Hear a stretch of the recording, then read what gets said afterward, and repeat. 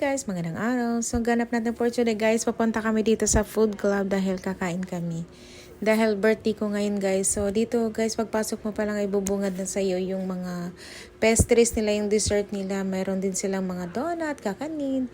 So mayroon silang chocolate fountain, milk fountain, mga candies, fruit, salads, so mga sushi. So guys, mas marami pa talaga ditong kung anong gusto nyo guys. Halos lahat, mayroon sila mga VIP, halos lahat guys, kompleto sila dito.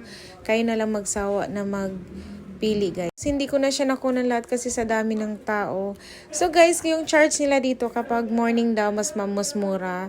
Mas mahal kapag hapon. Pero worth it naman yung binayad mo guys kung malakas ka lang kumain. So, marami ka talagang mapagpilian. So, kapag gusto mo naman ng sabaw, mayroon din silang pa sabaw dito guys. Kayo na lang bahala kung anong gusto nyong isahog or ilagay. Marami ditong pagpilian kung anong gusto nyo. Pagkatapos yung pamili, ibigay nyo na kay ate at maghantay ka lang ng ilang minuto.